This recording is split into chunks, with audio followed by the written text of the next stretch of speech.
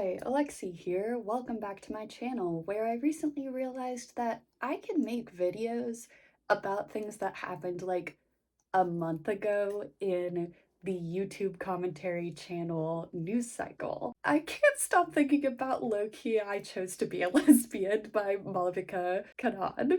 For those of you that are not in my corner of the internet, this girly Malavika, who goes by Mal, published this article in Autostraddle, which is it's about what it sounds like. How Mal low-key chose to be a lesbian. I think this came up for me again because I was reading some articles and I was like, I don't know if I could ever trust a man enough to date one. And I was having this like really serious existential thought process. And I know this doesn't make me any less of a bisexual, but it did sort of make me think about this article again. And as I was researching, I found another essay that Mal posted, I think in early March, on her Substack about the whole situation. And I decided I wanted to talk a bit more about that as opposed to the original article, which was published in June of 2025 but went viral about a month ago as of posting, so like March. Mostly because I think that actually lesbian commentary YouTubers such as AJ Talks a Lot and Anna Marie Forcino have already made really good videos about this essay. So since it has been a month, and that's like forever in the space of online YouTube drama, let me summarize the original essay real quick. Also, because comments on this have come up in other videos, if you hear snoring or breathing in the background, it is my very old dog who is very clingy and freaks out when he cannot be near me. As tax for hearing his little dog sounds, there will be pictures or videos of him at the end of this video. Do not even worry. So Mal basically wrote about how a series of bad experiences with men, culminating in having to take a plan B pretty soon after the fall of Roe v. Wade, caused her to decide to no longer date them. And though she is attracted to them still, I assume, she has decided to focus her energy on, quote, making tender love and mischief to women, and thus considers herself a lesbian. I've read the article, and one of my first reactions was, I don't like how Mal talks about trans people. Here's the quote that made me think that. I enjoy the gender buffet in a way that feels similar to my enlightened bisexual sisters. I have dated the whole range, the ones with long hair and shimmery lips that proudly claim the word sloping, boyish ones, the ones who have shorn their hair or breasts, wearing their difference like courage, the ones who move with a touch of the otherworldly, their gender alien. They make you look twice. I sort of feel like this writing comes across as grouping non-binary people like me who have shorn their hair or breasts. I've shorn both with women, which falls into viewing non-binary people as women light, which we're not. I don't like being part of a gender buffet that has been consumed by Mal, and most of the trans people I know, myself included, don't appreciate being told we're courageous for how we express ourselves. And combined with Mel sort of comparing her choice to step away from dating men to the 4B movement, which has a lot of issues with transphobia, I was like, oh, I'm not a fan of that. The article also gave us lines such as, quote, many generations of women prior, we suspect, would have chosen celibacy and a career over being bound to wifehood. For their sake, and ours, some straight women are trying to hold the line. Can we have a little honorary lesbian commotion for them? Unfortunately, I have been saying, can we get a little honorary lesbian commotion a lot now? My friends are fed up with it. I haven't seen as much content on her follow-up essay, which was published in early March, and I wanted to go through it because it's not good. The article was published on her Substack because of course she has a Substack. And it is called On Accidentally Breaking the Lesbian Internet. So let's begin with our reading. Hi friends. So my lesbian essay has gone viral again. When I wrote my essay for Autostraddle last June, it was with a heart full of love. I thought my personal journey of rejecting comphet and growing into my lesbian identity might be interesting, helpful, entertaining, or affirming to readers. And it was. I just didn't expect it to also accidentally cause the worst online war our community has seen in a while.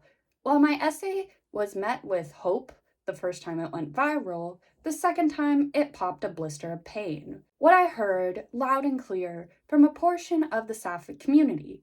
People were terrified, offended, and hurt by what the essay could mean. It is a scary thing to open our identities and desires to political analysis, especially when the queer community stays ruthlessly under attack.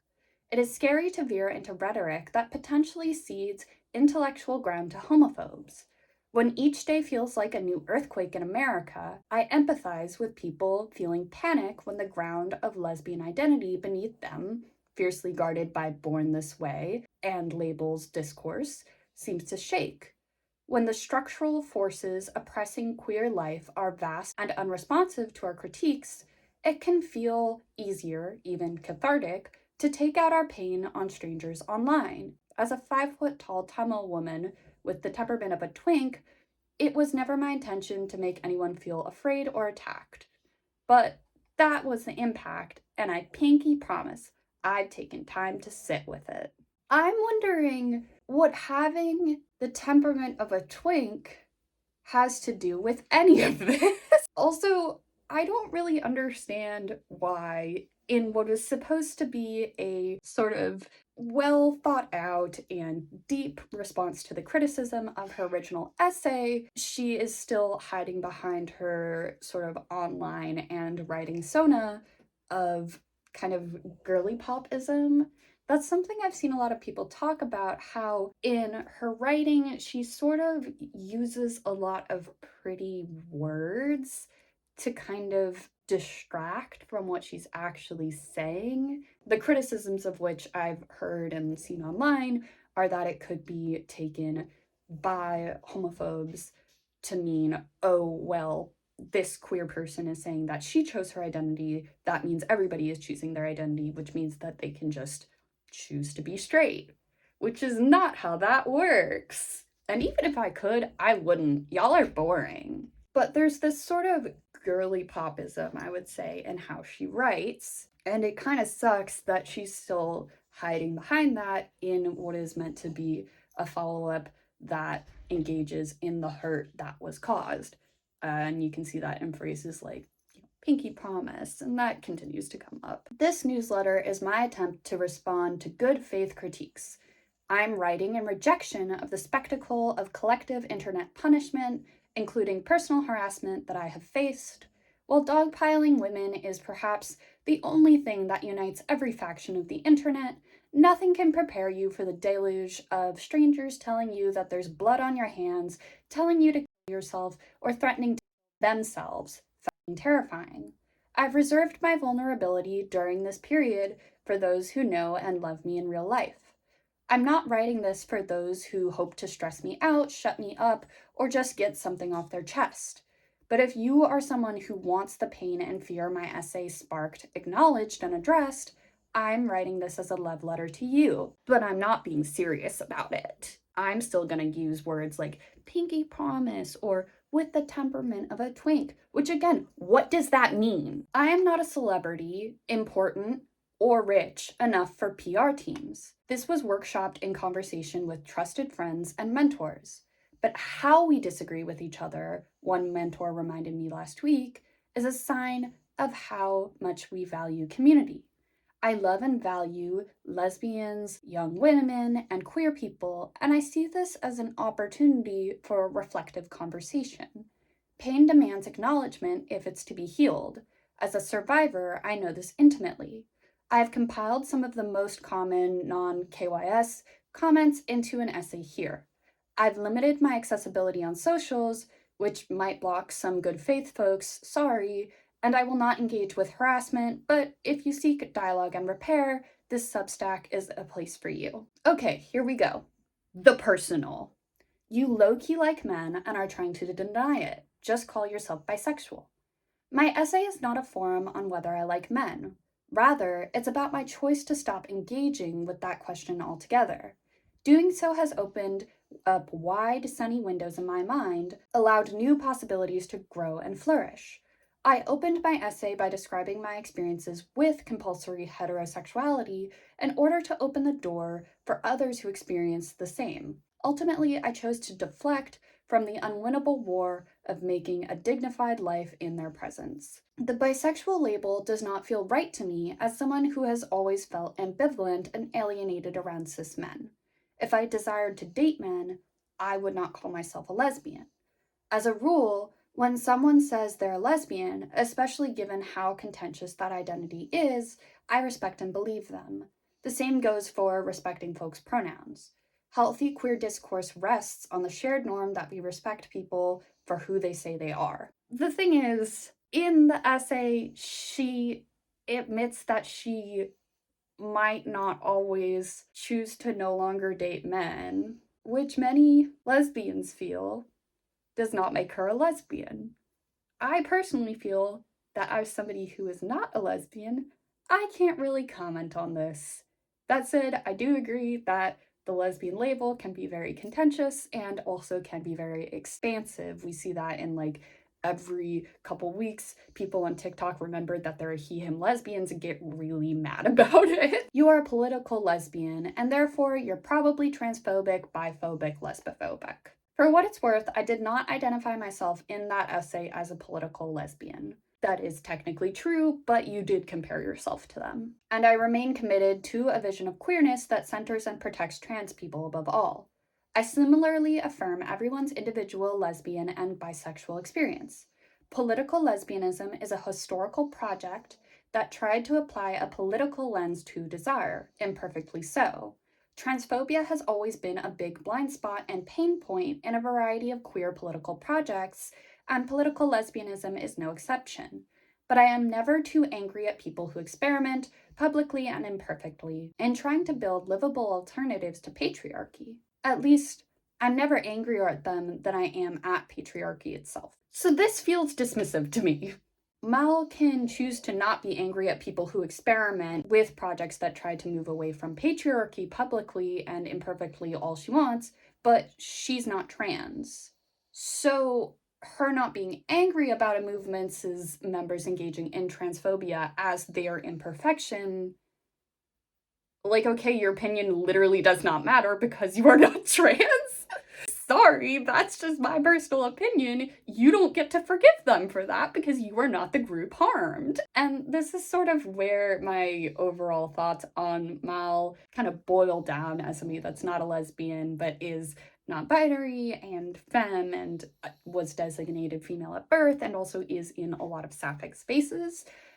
I feel like she is ignoring that women can uphold patriarchy and do uphold patriarchy, and particularly through transphobia, and B, a lot of these movements that she's identifying with, such as 4B, are transphobic.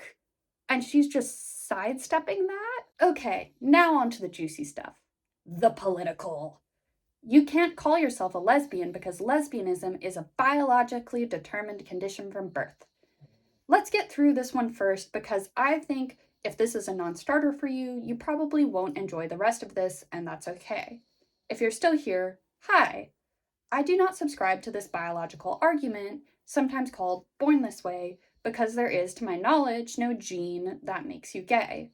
What's more, all sexualities, including heterosexuality, have looked very different at different points in history. If you were born a lesbian, I'm not denying your identity. I understand why the born this way argument is important to some people as a psychological protection against ruthless familial denial, religious homophobia, or state violence. But I think the cost of this rhetorical shield is too high because it only makes us protectable if we're totally helpless. Quote, perfect victims, to borrow from Muhammad al-Kurd's phrase. Did you just compare born this way to the genocide of Palestinian people? Did you just do that? That is not appropriate. Again, in my opinion, I do think that all patriarchy and white supremacy is interconnected, but at the same time, we do have to be careful in when we compare them, and I don't personally think that this is an appropriate comparison, especially because she is not Palestinian, as far as I know at least. I'm also wary of any argument that binds identity to biology because it strips us of agency, humanity, and nuance. The truth is, many baddies who identify as lesbian do not always feel they were born that way. Some even identified as TW, bisexual. First, to deny their validity strikes me as cop behavior and, dare I say, boring. Rigid policing of identity and resistance to the idea that sexualities can evolve is exactly why compet is so effective and devastating. I envision lesbian identity as a wide house with many entrances, but insisting on born this way is like locking almost all the doors. I was initially shocked by how passionate some lesbians online defended biological determinism, to the point of wishing death for me. But I understand that it highlights some of the deeper points of pain in our community, which I'll get to in the next comment. I also have my issues with born this wayism, and other queer theorists do as well. I really wish Mel's original essay had maybe focused more on how born this wayism had failed her specifically as someone who still has an evolving sapphic identity. To me, it seems like Mel didn't choose to be a lesbian, she chose to stop dating men. An article on how she didn't feel fully at home in sapphic spaces until she started deconstructing what born this way meant to her would be more interesting in my opinion, and also still allow her to make what her good faith point is, which is that she has chosen to no longer date men, engage more deeply in her women-loving women community, and is happier for it. To be fair, she literally called her article rage bait upon publishing, although she later clarified that she meant that the headline was meant to rage bait. So I think people not taking this article in good faith feels reasonable to me. Identity is individual, which I guess she's also saying. Lesbians who previously dealt with compet or dated men do not belong in the same category as lesbians who identified as such from birth because they'll never understand our pain. All of us who are gender marginalized suffer under patriarchy in some way. I wrote a lot of my notes at like midnight last night, having not taken my meds all weekend. So I wrote here, everyone suffers under patriarchy, not just gender marginalized people. Please talk to trans people, oh my god. And I kind of stand by that. I have deep empathy for people who have always known in their bones that the life ahead of them differs dramatically from what society intended. I can imagine the loneliness, trauma, and pain this prompts. For what it's worth, I too laid up in my bed as a 15-year-old girl down south when I felt my first twinges of desire, praying God to make me normal. I empathize with out-of-the-womb lesbians' desire to protect their experience. But as a lesbian from the latter category, one who is also a survivor, I know I'm not alone in my truth that compet has felt corrosive, compromising, and confusing, and cost me something too. It took me years to learn the difference between arousal and fear, validation and genuine attraction. This doesn't make me less of a lesbian, it just makes me different. What if our differences allowed us to compare notes, to strategize, to learn from each other, and to be better allies to those unlike us, instead of shutting each other down? Could we band around the shared joy of loving as we love? I've noticed, happily, that gay men are less dramatic about policing who counts as what, probably because they weren't socialized to self-scrutinize like women are. At this point in the essay, I seriously did consider if this was rage baiting again, because to me, this reads as her saying, thank God men are less dramatic than women in this essay, which is a follow-up to an essay where she said she wanted to decenter men. Also, like, gay men are awful when it comes to gender expression and transgender people and even like racialized people in their communities. One of my favorite parts of lesbianism, besides the obvious of dating baddies, is the possibility for joy, collaboration, and friendship with other sorts of queers. But that's another essay. Onwards! Your essay made lesbianism all about decentering men instead of loving and desiring women/queers. Truthfully, I think the essay does both, but if you want more of the latter, that's fair. I invite you to check out my wide breadth of writing on lesbianism. And then she names a bunch of her other writing. She brings up queer elders and trans leaders who celebrate lovely, gushy IRL queer joy. She's a fiction writer who writes about lesbians in her work. So I'm not a lesbian, and if her identity as a lesbian involves both loving women and rejecting men, that's her call. I'm not really here to debate on whether or not she is a lesbian because I just think that's not my place either. But at the same time, the lesbians I've seen posting online have been pretty annoyed about the rejecting men bit because, in their view, being a lesbian is about loving women. And for some people, loving non binary people as well. Like, lesbianism is quite an expansive label, so I do sort of get where she's coming from in that regard. The existential. You harm and endanger lesbians by claiming we can choose who we are, and so glibly, too. I've received feedback to the effect of, what if my homophobic parents, men, Republicans, my ops, read the essay and use it to justify attacks against me, delegitimize my sexuality, or claim I can be converted? My first instinct was to make a joke, that if the forces of evil are actually influenced by my Substack, I would do something better with that power. If you can't tell, humor is my annoying gay vice of choice. At least it's not ketamine. Girl, what do you have against ketamine users? But when I sat longer with these accusations of harm, I understood that people were speaking from a place of pain. I do appreciate the moment of transparency in this paragraph, and it's maybe like the one area that I appreciate in this follow-up. I like that she did take a minute to sit with the fact that she needed a more serious response. I don't know why she still hid behind the girly pop joking, such as her joke about ketamine in this follow-up essay when it's meant to be a good faith and serious response, but I guess I'm not her. I also would push back on the wording of, I understood that people were speaking from a place of pain, because I think we're speaking from a place of fear that this article will be weaponized against us, which is different than pain, if that makes sense. Also, the next line feels a little bit patronizing. When people that blamed or equated my essay with violence, it was possibly because it awakened the same fear response in their bodies. Or it was because your essay, even if you didn't mean it to be, could be interpreted as violent. But that risk was one you were willing to take for the rage bait of it all, and the girly pop tone that you love. And now I want to bring up this TikTok that she made in which she says that rage baiting has life or death consequences. And I wanted to make a video about her because Barry Weiss is the final boss of lesbian rage baiters. And looking into the way that she's gained power and moves in the world reveals a lot about the playbook of fascism today.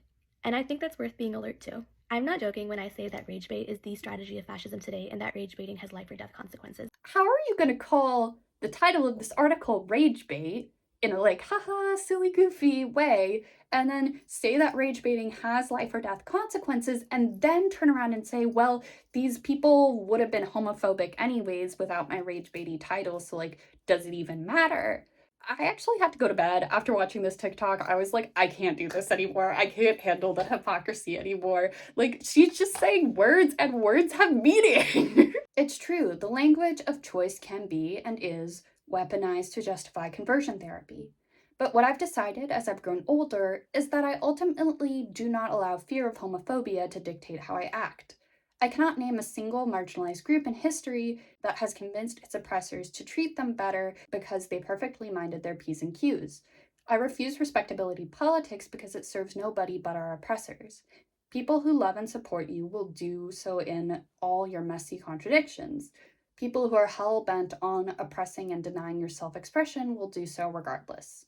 Conversion therapy is torture, and people who support it cannot be reasoned with, nor should they be cops in our heads telling us what we can say. Trust me, I'll kick their asses when I see them in hell. To that end, I understand that a lot of people who would otherwise be somewhat on board with my argument were turned off by the rage bait headline or my irreverent tone online, even though the essay was earnest. I was 25 years old when I learned that hundreds of people hate the sound of my vocal fry. I have heard this feedback loud and clear, and while social media incentivizes the hottest takes, I'm committed in this essay and others to writing with nuance and intention. When you blow up unexpectedly, you can get portrayed out of context, but I want to affirm my commitment to protecting lesbians, to loving us loudly, to writing us into novels and reporting and archiving our joy in magazines and creating in-person spaces for queer community and mutual aid. If you live in NYC and have some mutual aid dollars to spare on a sliding scale, consider this your invitation to let me cook you dinner. Ma'am, did you just ask people to give you money in your reparative follow-up essay? Did I read that correctly? Also, once again, my issues with how Mal talks about trans people. These dinners are for ladies and gentle days. I think I would be fine being called that in trans spaces, but if a cis person calls me that, I'm gonna get a little bit annoyed. Sorry. And then a lot of the posts about it have, as a reminder of who we're for, sapphics, WLWs, which women loving women, genderless beings, trans baddies, short kings, girls as in girl, pronouns that bitch. Pretty much, if you eat, you're in. Is there a politically correct way of saying that? What I think this caption means is anybody but cis men, but I don't understand why you wouldn't just say that. And is short king supposed to be code for trans men? And I tried to look at the comments to see if anybody had asked this, and I really couldn't find anything. Once again, I just really get the vibe that Mal views non binary people as women light, and that's frustrating. You should not make lesbian desire political. All queer identities have been politicized, and by the same people we should be uniting against. I cannot accept that queerness is not political in the same month that Kansas literally stripped trans people of their IDs. But more broadly, we live in a politically created matrix of desire.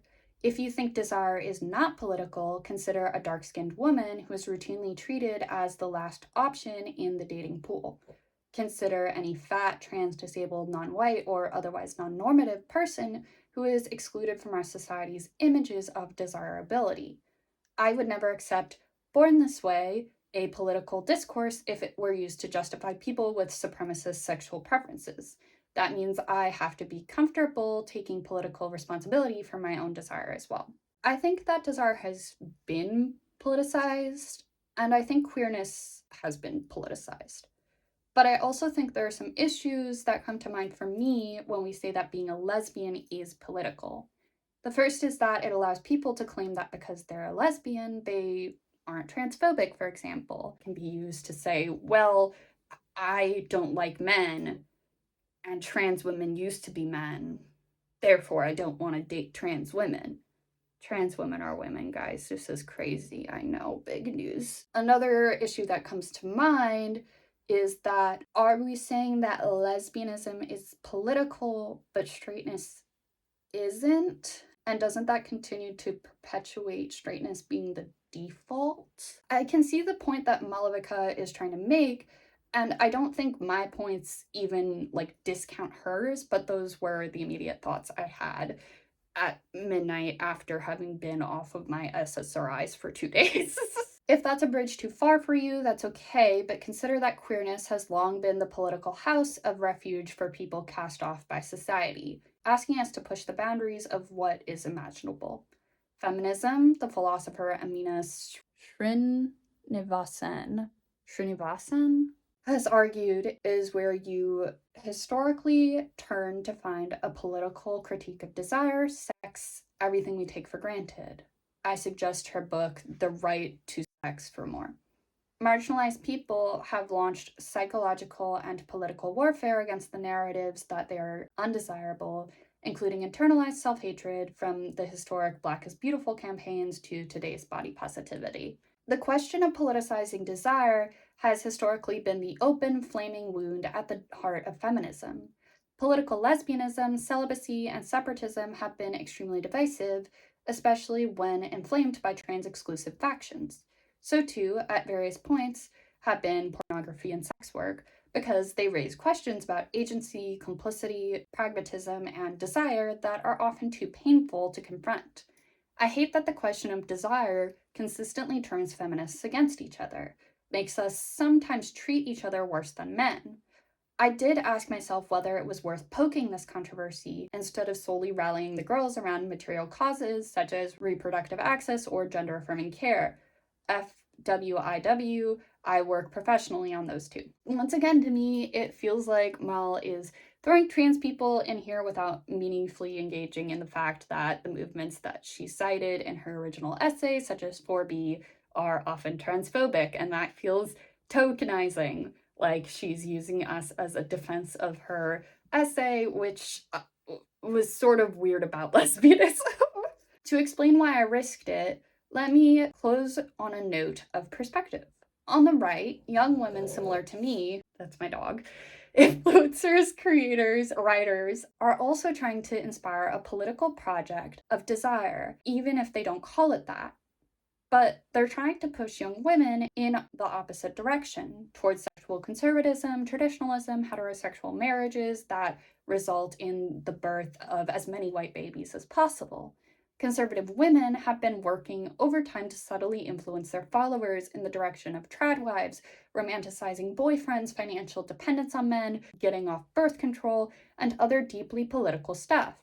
I believe that it is equally important for those of us who believe in feminism and queer liberation to serve up our own counteroffer of life. I've got a question. If that's the case, if you're trying to market the joy of queer life, then why did you write about being poor being practically guaranteed because there isn't a man in your relationship? You're making the argument of, well, if you want stability, you need heterosexuality for these right-wing influencers. Like, I guess she could reason, oh, ha ha ha, it was just sort of a joke for the essay, but she literally just said that the essay was heartfelt. So if she was trying to make propaganda for the queer community, like, that's fine. But if that's the case, then why was she low-key using conservative talking points? Like, this is the quote, I don't blame those who can't hold out. Being a lesbian is not for the weak.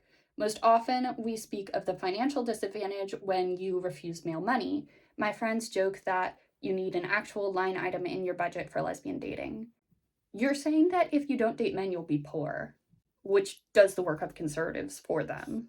The role of an artist, Tony Cade Bambara said, is to make revolution irresistible. I viewed my essay about my journey to lesbianism as a contribution to this project, alongside many other experimenters and dreamers. Oh, like the experimenters and dreamers that you said were okay for having transphobia as their little flaw in their movement? Alongside many other experimenters and dreamers, some of whom I agree with, some of whom I'm happier to watch from afar. Being a woman, let alone a queer woman of color, doesn't come with a guidebook, so I'm always appreciated when other people share their stories vulnerably because it gives me options for my own life as a writer. Not to be the friend that's getting too woke at the function, but I feel like Mal would have been given more of the benefit of the doubt, especially with her first article, if she were a white woman and or had a more Western name. I hope to pay this forward. It is the forces of evil I hope to make myself an enemy to, not deep-feeling, loving, complex queers whom I ultimately know are my comrades, even if we loudly publicly disagree. To this end, I will continue to write, to love, to strive. I hope you will consider joining me for the ride. In community, Mal. So I know that this follow-up isn't meant as an apology, it's meant to engage with the criticism, but I didn't feel like she genuinely wanted to engage because she kept her unserious writing style with stuff like Pinky Promise or I have the temperament of a twink or like my gay vice is humor. At least it's not ketamine. You can't just say you want to make yourself an enemy of the forces of evil, and you can't just say you want to be my comrade. You have to act like it, and personally, I'm just not convinced. This video ended up a lot longer than I thought it would be. I thought it would be another like 15-minute one, but I really wanted to read that whole follow-up essay because I feel like there are still a lot of flaws, and I think that the sort of unexamined views she has on trans people come up a lot again. I also am sort of thinking about like a lot of the Tumblr discourse about gender and sexuality that was happening 10 years ago and how you should and shouldn't label yourself. a lot, and I think it's interesting how that's coming back up, but this time in more mainstream spaces such as like TikTok and Substack and Instagram and I don't know, Autostraddle, I guess. In a lot of the comments on my Tyler Catastrophe video, I was talking with people who were already subscribed to my channel when I was making exclusively fandom focused content about how it sort of feels like these conversations that were about fandom and sort of chronically online spaces are going more mainstream, and that's just kind of interesting. Also, if you're subscribed to me for those kinds of videos, I'm not gonna stop making videos about fandom. I think I just kind of want to make videos about both and probably tie in this more like mainstream drama to fandom, if that makes sense. I just hope that like you'll stick around for the ride because I love you guys. Also, thank you for like over 100 subscribers. This is kind of crazy. Yeah, thank you so much for watching and listening to my opinions again. I really appreciate it. So yeah, see you in the next one. Bye now. I need to take a vacation. If this is